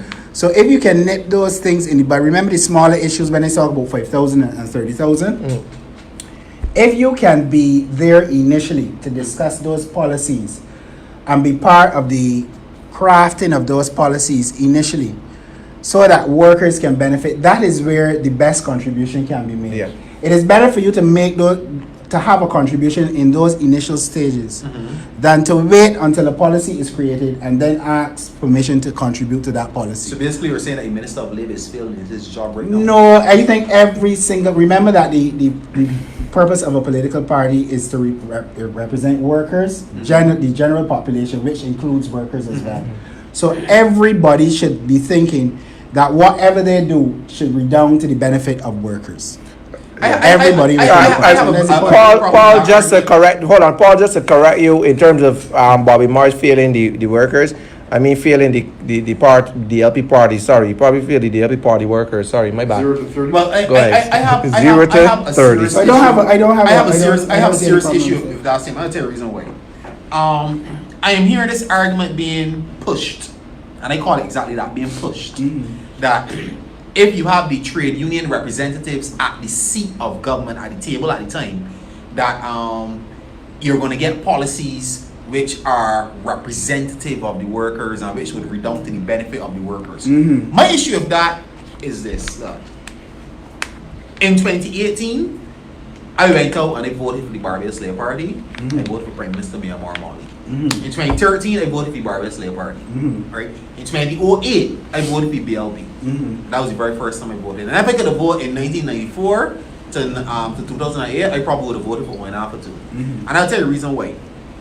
I saw a government being led by a person, which is, I see him now, who necessarily didn't need to come from being an accountant, a lawyer, doctor, whatever, but who understood the issues that affected different subsets, right? Now, you do not need to be part of labor to understand the issues that affect labor. I agree, though. Huh? No, I don't agree. no, I'll tell you why. If that argument is being pushed, right, then you know what?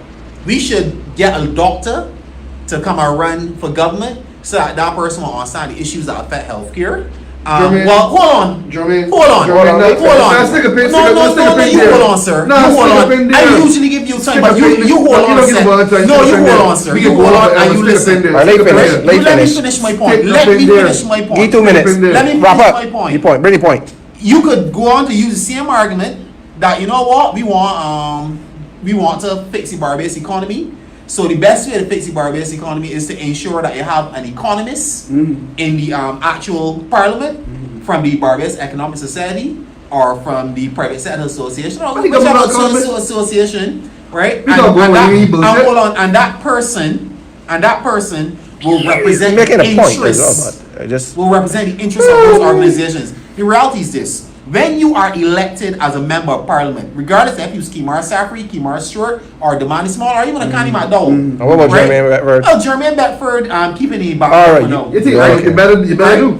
Right? You want to Right? hear about When you are elected as a member of parliament, you go into the Close the parliament, point. the House of Assembly first to contribute to the debates on policy in that house. And all sort of things will come up. If you are selected by the Prime Minister to join the cabinet of this country, then you are part of the discussion within that room, right? Regardless of who you are, whether you're a trade union leader, doctor, lawyer, whatever, you will you will have a contribution to make. So I am money very behave. uncomfortable And with behave this Jermaine talking idea and this thing that's being pushed, that you need someone from the trade union movement to actually push the rights of workers, because saying that is saying that the Minister of Labour and all the other ministers of government have failed in their all right. roles. Thanks. You want to reply to that? I would There's a say more for you might forget it's some. quite no. Akanni doesn't work. Highway, you gotta replace I would it. think that there are big groups. If you can categorize, look at the social partnership. There are big groups that need to be represented. In order to be reflective of the general population.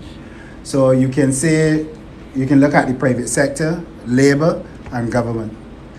Now, if you have those people, those influencers, if you have those people who are close to you, then you can craft policies that will redound to either of the three groups or all of the three groups much easier. So although there may be different professions that you can look at, if you look at it from an individual level, I think labor is much more of a bigger representation of what workers are. So you need to ensure wherever possible that you can have those policies that will impact labor dealt with as early as possible, so that you can have the general population benefiting from what the party has. Because I agree with this statement. I agree with you. Huh? I agree with you. I understand some of what Jermaine is saying, but I agree with you fundamentally. Which one? The Akanni? Akanni. Okay. But what I observed is that a marriage, particularly between unions, capital, and the government, usually turns out on the side of the government, Of course. and capital, as opposed to the workers. So, yes, a very plausible example. Look at the issue with the hotel workers and the severance right now. There was a sunset legislation, and there were persons from the hotel industry complaining about the way in which the situation was handled, which they perceive that disadvantaged them, right? I understand the idea of conversation and all players being at the table, but why does it have to turn out that the government gets its way and the employers get their way, but then the workers always seem to have to carry the load? Yeah. So people were due severance, but due to the legislation, the severance was delayed, and then some persons were invited back into work to work for maybe like 2 days or so to be able to delay The severance. the severance. Well, some persons were saying that's not what I wanted. I would have preferred my severance money and just let me go home as opposed to having to go through this. But I can just end it there. But you understand the gist of what I am I putting. hear what you say. I can't say that I agree with you, because I don't think that a union would intentionally enter into a negotiation to affect workers in a negative way. I don't think so. So I wouldn't agree with that. I don't have all of the information in relation to the negotiations with the hotel workers, but severance, I do sit on the Severance Payments Tribunal, and for me, severance is something that is given to some when you are leaving the company. So if you sever yourself from the organization, you receive a lump sum of money. But to my mind, it would be beneficial on a very simplistic level. It would be beneficial for you to have a job than to receive severance, because severance is just a one-off payment. When that money is dead, They dead. it's dead. You still got to look for employment. Person- So I would person may think person may that the union is trying to ensure that those persons remain employed as long So as one may possible. think that I could get severance and get, let me say, a lump sum of $30,000, Mhm. and Oh my God, based, must be on off all my, the based loans. on my finances, $30,000 could probably last me for, let me say, a year plus, and I could find a job within, let me say, 7 months. Yeah. So there will always be anomalies, but I'm talking about the rule rather than the exception. So I would think that there will be people who, as you correctly said, may want to receive this, maybe because they don't have a good relationship with the employer. So they may see that as an opportunity to receive a lump sum of money and for them to find alternative employment somewhere.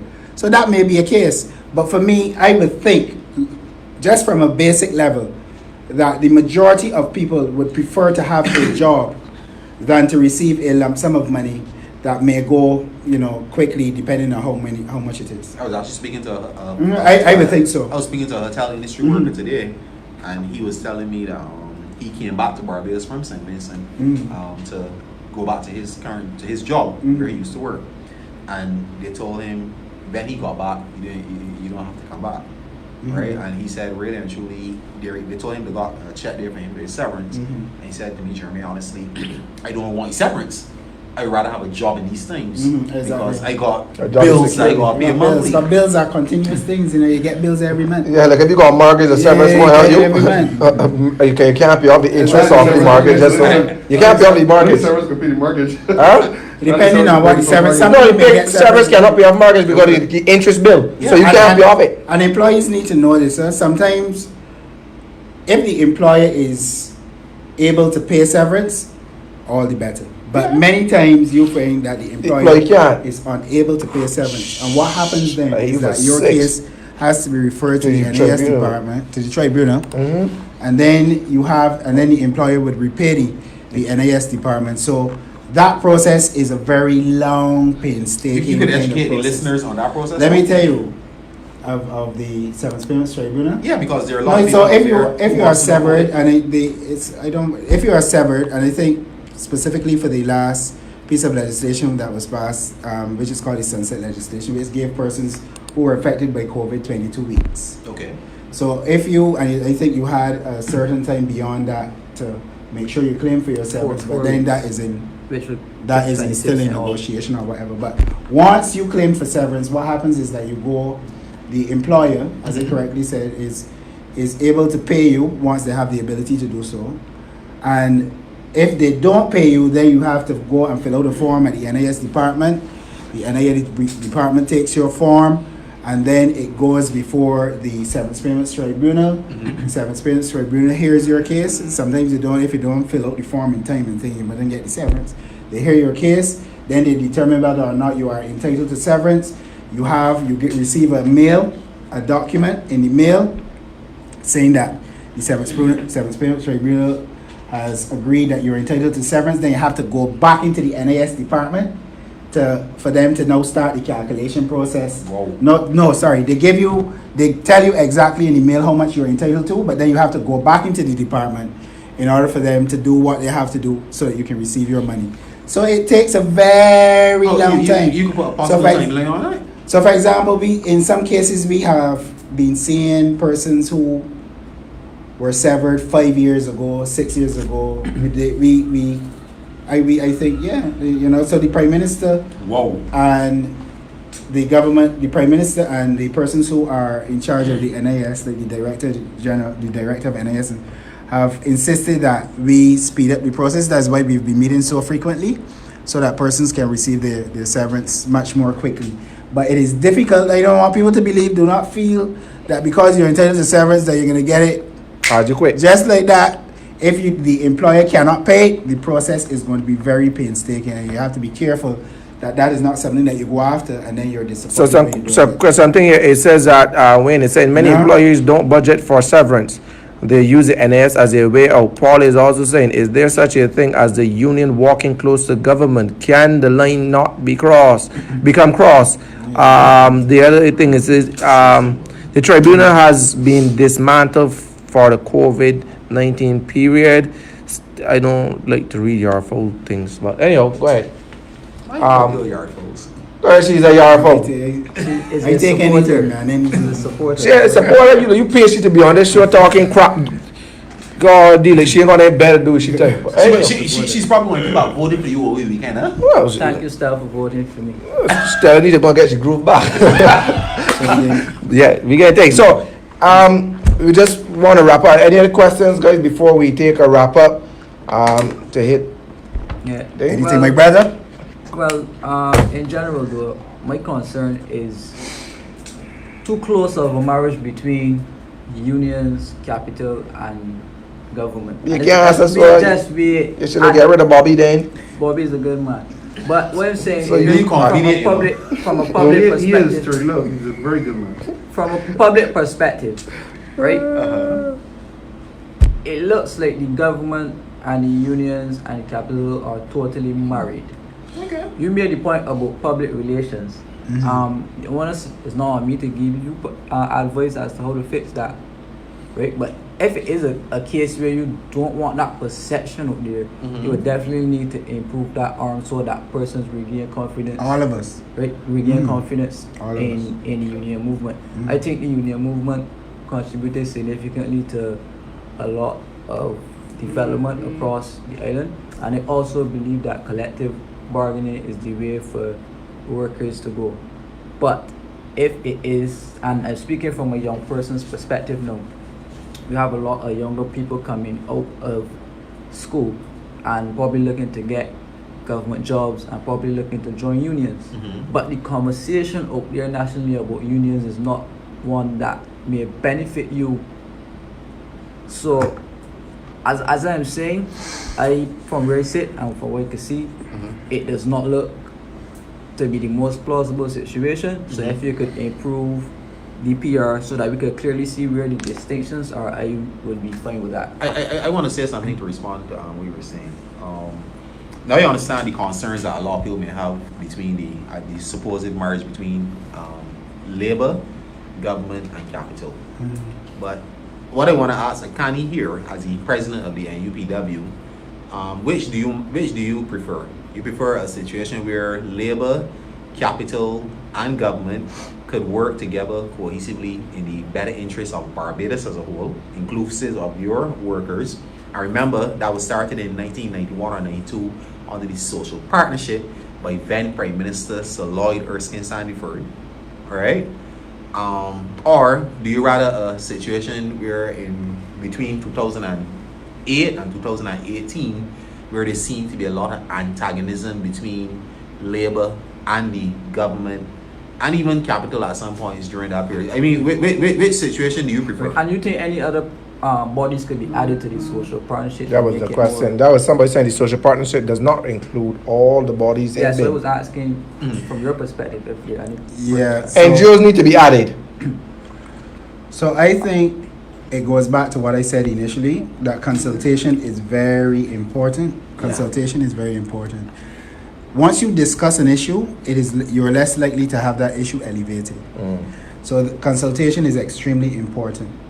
Now, whether or not the social partnership, I am of the view that the social partnership should be extended. Yes, yeah. I think so. Who you think should be? I said the reason why. NGOs, civil society organization. I think we have extended the social partnership though, because I think that the credit union Movement. is part of. What about they are bar part of- for the elderly and those kinds of organizations? But remember, it still has to be contained. You can't have every single. Right, but when you hear social partnership like that, but no, you can't have everybody on it. But what I'm saying is that when we look at, I oftentimes say that that I think that the way we're looking at things now is from an economical standpoint. Well, our social, which I go back to social.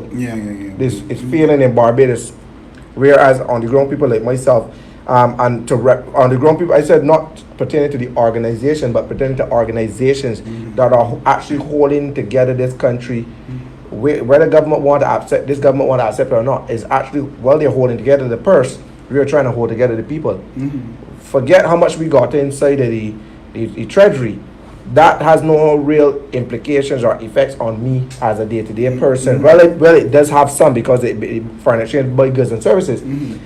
The goods and services, you don't see that because you go into the market, the shelf will always be packed. You go in the gas station, they always got gas. So at the end of the day, the average man is not seeing where that is benefiting. And the NGO community in Barbados civil servant is holding up the government from looking bad or from feeling heavy load. Because if you say the government is going to extend the severance program for another 22 months, it may take another 3 months for that to extend. Between there, NGOs like us is who feeding people. NGOs is like us who sending school children, who keeping people. It's amazing. So there need to be a balance of that. NGOs should also be The part. church and the NGO should be a part. You see, during COVID, when Yeah. COVID first came to Barbados, and we had the first air shutdowns, I can say the testimony that the NGO organizations like Kimar's organization, all the other organizations, churches, you really saw a camaraderie where people came together, and I mean every day you saw people going out there And helping. feeding people. People were out giving food hampers. I mean the NGOs, they're really. I surprised that some of y'all honestly still financially viable after COVID. Well, we may not be financially Because, viable. And I think that the amount that they give away. correct. I think that It the was- social justice committee should be dismantled. The social justice committee should be dismantled, where a representative or two of the NGO or civil society should go there. Because again, these two bodies, especially with the social justice, doesn't have really value to it. You're just having a bunch of people going to a meeting, listening to people. I wouldn't say that, but I mean, I don't see value in it. No, the important decisions are made at the level of the social partnership. No, not this partnership, social justice. Sorry. Which is not the social partnership, the From social again. justice with underneath the third sector. It's not viable. It's not sustainable. It's not strong like how the social partnership is. And I'm saying if you are saying this is the table to make decision, but then you are putting me in the back behind here, I feel like I was the reporter taking notes. And not at the decision table. So you're speaking about what I spoke about earlier, that initially you need to be involved in those initial stages. Yeah, so that can because you influence policy. already are, and that is why even on that topic where Kimar one of those alluded to somebody not in the union, somebody from the labor not being in parliament to make the decision. I believe if they were to amend the law, I mean if there's three independent senators that must sit that the governor general must pick. Yeah. One must be of labor, one must be of the church, which is the clergy, and one must be of the business sector. Yeah. The law should though amend that one must be of the NGO community. Yeah. It doesn't have nothing to do with me. I don't care if they choose me or not. What I'm saying I is, would love you to be a senator. yeah, but I'm just saying it's bigger than me.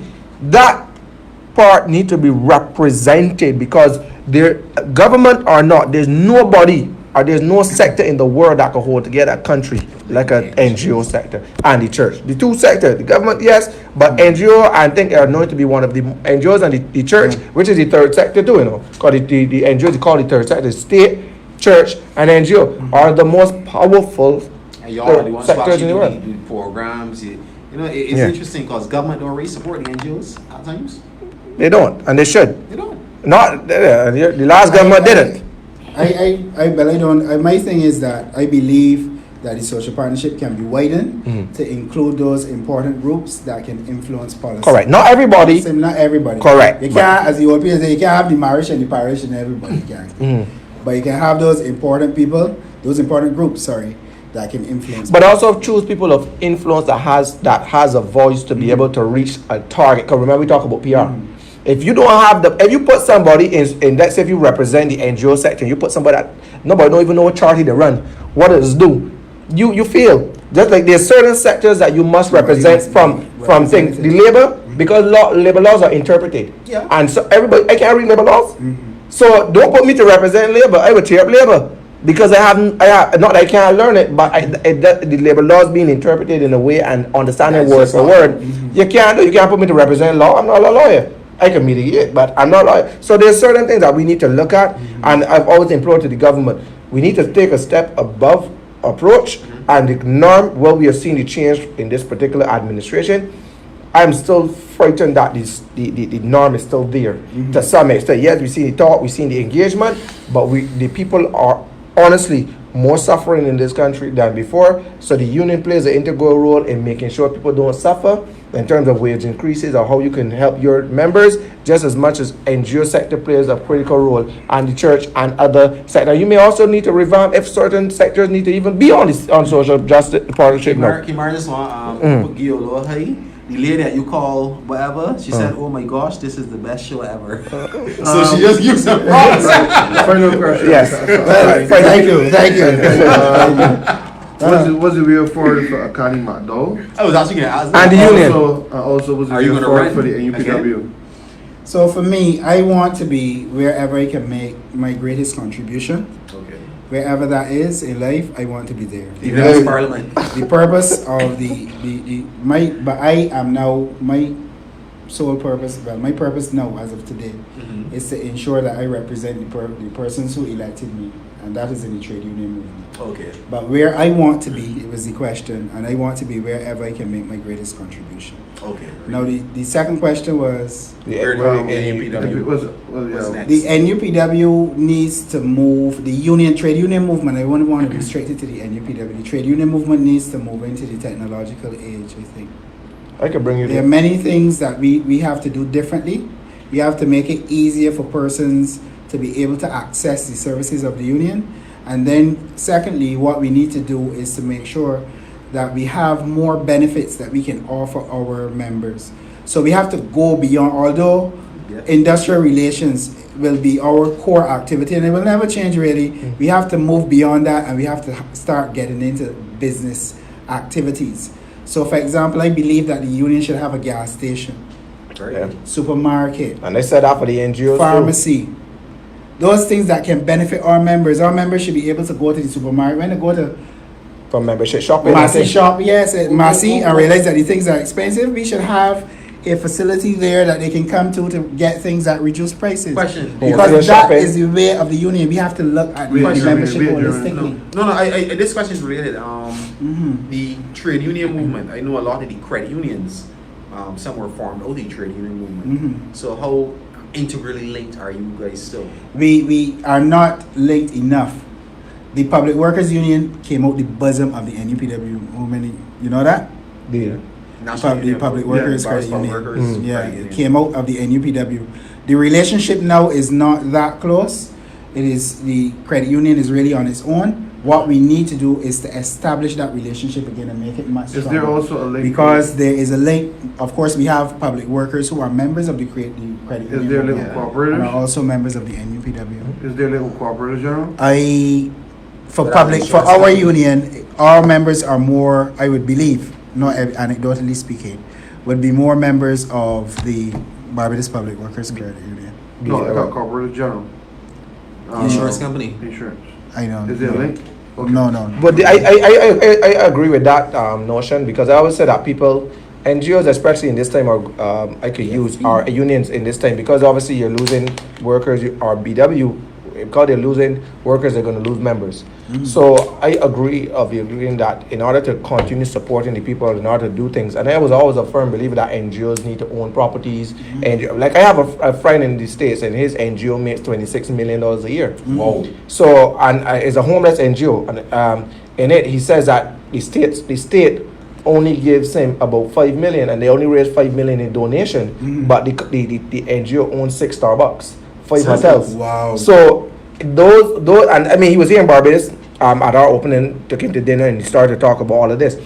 We need to be self-sufficient. I've always said it, even with my organization. We have a pantry downstairs. Self-sufficient is the word, You need to be. People always often believe, oh, you shouldn't raise money, you shouldn't do this. You have to, because not everybody is willing to give. Not everybody can give, especially in the COVID situation. So I believe it, but I can't need to support that. Where, as I said, we have to be ready. I always say we are the future, and there's a future behind us. There's not always going to be a Akanni. There's not always going to be a Kimar. Exactly. There's not going to be a store. Everything. We have to know that now we have to be the future leader. If politics is the way to make a difference in your country, I have no challenge to say to Barbados that if I was asked to run, that I would turn it down. I would accept it. Reason why? I've done at the local level. I think I could go. Sorry, at a level here. And for me, it's all about policy. For me, it's all about protecting that vulnerable class, whether it be the homeless, whether it be the disabled. And the fact that you come 10, 15 years from it, spending that much of my lifetime in it, it means that I have a great knowledge on the other side. Unlike some of the, not anybody like the politicians we have that just never had an idea of sports, but in sports. Never had an idea about social life, but in social service. So again, it's good to always have that experience to manage. Well, you may not have to be, it doesn't mean you have to be minister of. But it means I can speak too, because I'm in a position to do that. So we always, and that is why I always love the DeBrief platform, because we put ourselves in a position, not that we are politicians or not that, but we could debrief topics just to show that we as young people have the ability to speak too. We don't have to be, you understand, probably getting more watch on Parliament, no, but at the end of the day, it's a platform to speak to. You just made an interesting point there, right? Right, yeah. And I'm just going to wrap up with this, right? No problem. So we have Senator Moore, who is now running to be the BLP candidate in St. George North. She is the BLP candidate running in St. George North. Right, she's the BLP candidate running in St. George North, sorry. Mm-hmm. The Prime Minister has made the point that she invited Senator Moore to join the team because she wanted someone from Labour with their perspective in there. Now, my challenge, and I say this openly, legislation is brought to the Parliament mostly by ministers, all right? If Senator Moore just goes in as an MP, then the only input she will have is to add a voice to the debate. What I have found, I'll be very straight with you, Akanni. As a trade union leader on the outside of Parliament, I found you have been very effective in affecting government policy on the inside. You get me? Because when you're on the inside, regardless of the talk that you're a party to the discussion, you're still bounded by a party, right? On the outside, you have your constituency of the workers, and you can say, listen, the government want to bring a bottle to the table, but we don't think that bringing a bottle to the table is going to really help us. We want to bring a phone instead. So you know what? You can start to antagonize. And you know what? There are examples, because when the Democratic Party were in government, you stood up for your workers, as you would do now, right? So it has already been proven that if you are, I won't use the word boisterous or aggressive in your approach, and you really have the interests of the workers at heart, like Akanni did or does, the reality situation is that your voice will be heard and the government will be forced to listen to you. I think that you can be objective even though you are part of a group, and there are examples of that would have existed throughout history. So Sir Roy would have been a member of the Democratic Labour Party at the time, I believe, and he's got a history and these things. He led a march. He didn't lead the march.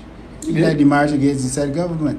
And I think he was a member of the party at the time. I think he even voted against the Prime Minister's in the no confidence motion, not so? You can correct me, Kimar. It was him. Huh? No, put you on the spot. Anyway, yes. But the point that I'm making, so so they were right, Evelyn Great. So they were people There are examples throughout history where persons may have been affiliated with a party, Yeah. but differed on the position that the party was taking. Akanni, how many And that's the times? point. How many times did Donville came out and speak against his own government? How many times did Yeah, people did it. Pitbull, what was his name now? Yes, right? Eswick. How many times did Mr. Eswick came out and speak against his own government? Yeah. There are examples. There are numerous examples. I don't know if Germany is that You mean you different can have a dissenting voice, but at the end of the day, you must take a principled position. You must know who you are. You must know who you are and remember who you are and make sure that you make decisions based on your principles. There are things that you can negotiate, that you can let go, but you must know within yourself what your non-negotiables are. And those non-negotiables define really who you are. And once you have established what your non-negotiables are, you can be part of anything. I tend to disagree, but we'll disagree on that. Yes. All right, sure, no problem. All right, guys, we come to the end of the show.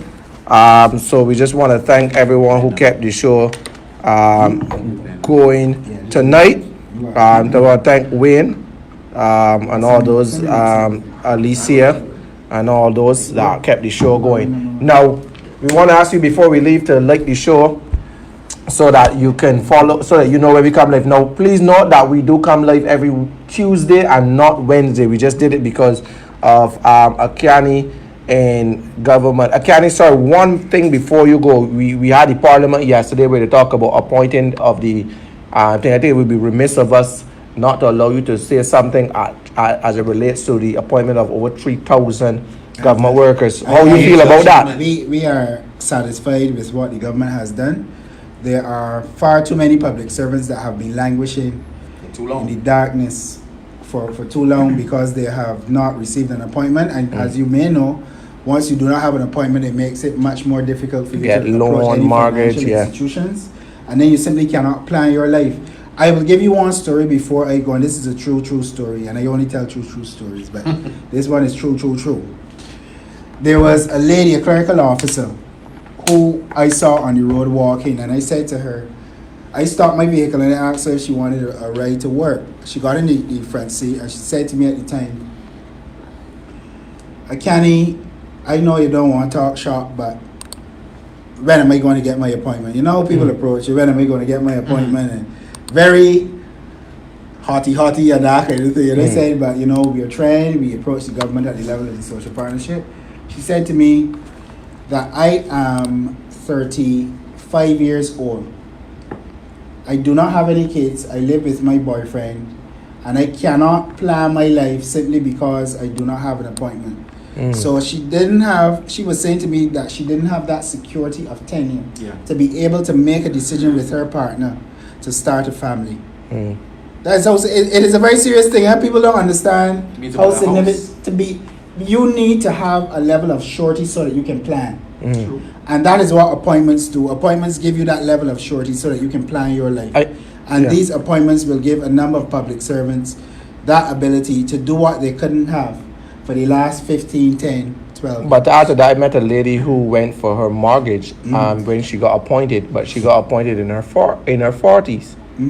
Now she's retiring soon, and even in retirement, she would now be paying the mortgage, and it would not be enough. She can only go to the age of 70. No. What I'm saying is she has to retire by a certain age, but she got appointed so late in her age that when she did wait for the mortgage, when she calculated because sometimes you're happy that you're appointed, so you run for your mortgage. She didn't study that in retirement she would be paying her out of her pension, which would only leave her with a couple cents after. But at the end of the day, she would still own a house.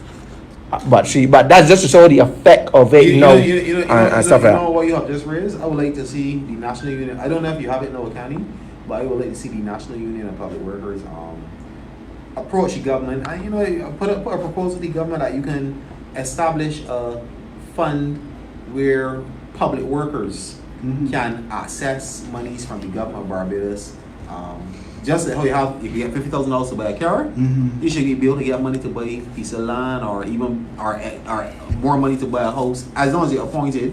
Because the reality situation is, that the government controls the salary. The government has certain budgets, and the government can actually borrow a loan and replenish such a fund. And once you ensure that those funds are deducted from a person's salary, the fund can be run properly, charge interest, even though through Central Bank of Barbados, and you ensure that public workers have the right to proper housing. Yeah, so the government is Who providing, is supposed to be embarking on some plan. I don't want it. The government can speak for itself. But the government is embarking on a plan to provide housing for public servants. Yeah. And then that is why the credit union is part of the social partnership now, because the credit union is supposed to provide those avenues for funding for public servants and stuff like that.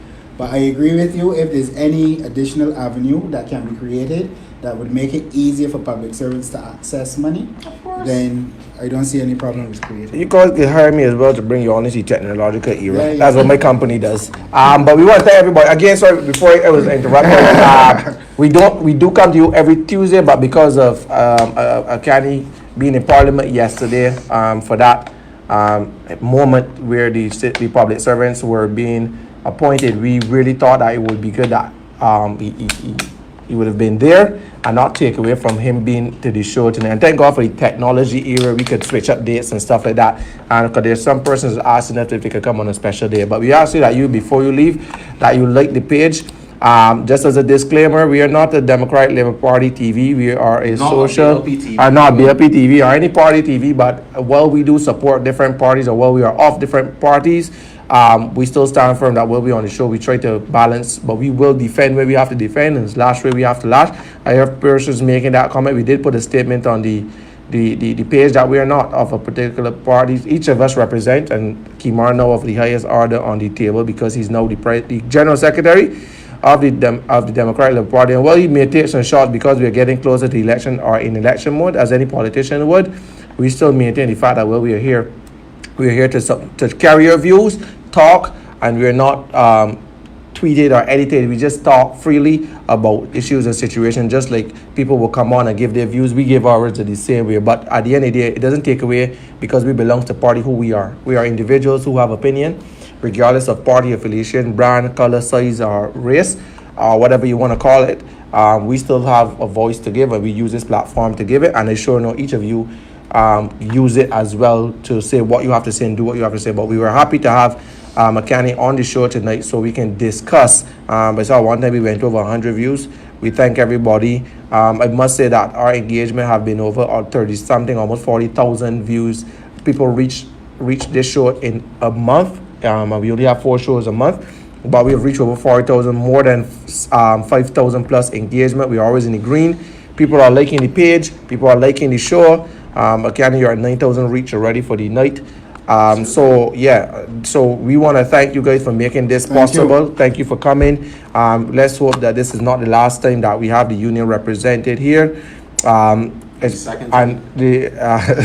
some may say the first, but I'm not saying it.